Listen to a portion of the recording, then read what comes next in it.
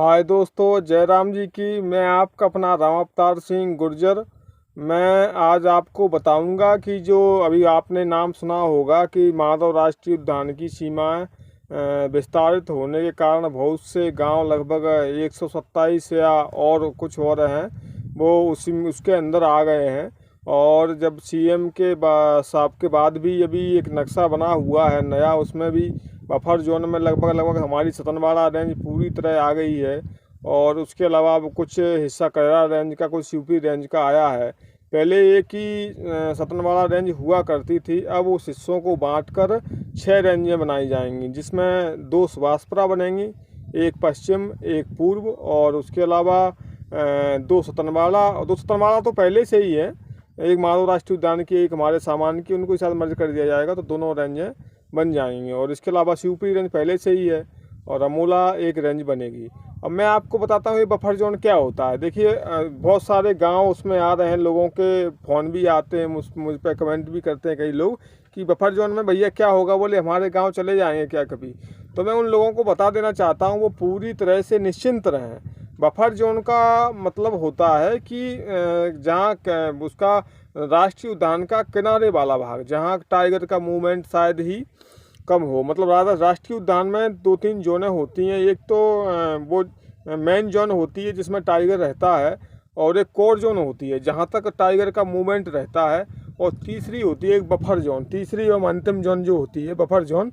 तो buffer zone का मतलब होता है कि उसका किनारे वाला भाग, जैसे जिनकी ज़मीनें हैं ज़मीनी होती रहेंगी, और जो भी कोई काम वगैरह है वो होते रहेंगे। गाँव कोई विस्थापित करने की आवश्यकता बफर जोन में नहीं होती।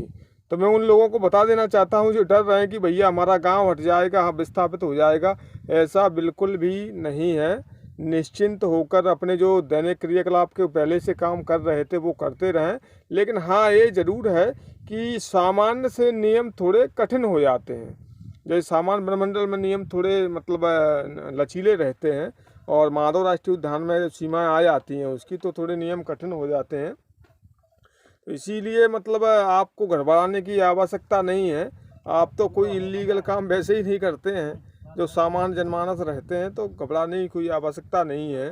और उसी में जैसे अपने जो खेती बाड़ी है, पशु वगैरह हैं, जो उनके मतलब जो कुछ भी है, तो सारे वो काम होते रहेंगे उनके। मतलब ज़मीन से उनको कोई हटाएगा नहीं, ना कोई मकान से हटाएगा, वो बने रहेंगे।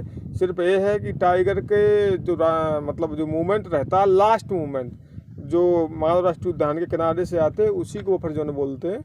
और मतलब वहाँ तक टाइगर आने की संभावना रहती है, लेकिन बाई चांस ही बहुत ही कम। जैसे उमरिया में टाइगर ज़्यादा हैं तो वहाँ आ जाते हैं, और इधर अपने शिवपुरी में देखने को नहीं आए, इसलिए नहीं कि वहाँ टाइगर ही नहीं है। शायद जनवरी में टाइगर आने का सुना है, और आ जाएंगे, तो वहाँ घबराने की आवश्यकता नहीं। बफर जोन में कहीं कुछ नहीं होगा कभी। सभी लोग निश्चिंत रहें, जहाँ हैं जैसे हैं बढ़िया आराम से रहें, और कोई किसी प्रकार की कोई भी दिक्कत नहीं है। बफर जोन कहिए तो एक सामान्य वनमंडल जैसे ही उसका भाग है, मतलब उसकी किनारे वाला एरिया आ जाता है। लेकिन ये कहिए कि जैसे एसटीआर में भी कुछ मेरे दोस्त हैं, सतपुड़ा टाइगर रिजर्व में भी, पन्ना में भी हैं, तो बताते हैं, उनसे भी जानकारी लेते रहते हैं कि बफर जोन में मतलब ये रहता है कि वहाँ बफर जोन बना दिए जाएंगे कि टाइगर आने की संभावना वहाँ रहती है। जैसे ग्रामीण भी रहेंगे और टाइगर भी रहेगा, मतलब ज़्यादा उसमें मतलब नहीं रहता किसी को, बना पार्क वालों को रहता है, और ना ही किसी जनमानस को उसमें होना चाहिए। जंगल उसमें कम रहते हैं, तो जो भी गांव लगभग 125 से ज़्यादा जाने वाले थे वो घबराए नहीं। लेकिन हाँ, ये ज़रूर है, जैसे भविष्य में जो बिल्कुल बफर जोन के अंदर आ रहे हैं, कहीं सरकार की नीतियाँ ऐसी आती हैं तो उन गाँवों को वहाँ से विस्थापित करेंगे, लेकिन वो जब चाहेंगे सहमति वगैरह दे देंगे तब करेंगे। ऐसा अभी कुछ नहीं है, अभी निश्चिंत रहें और व्यर्थ की टेंशन ना लें।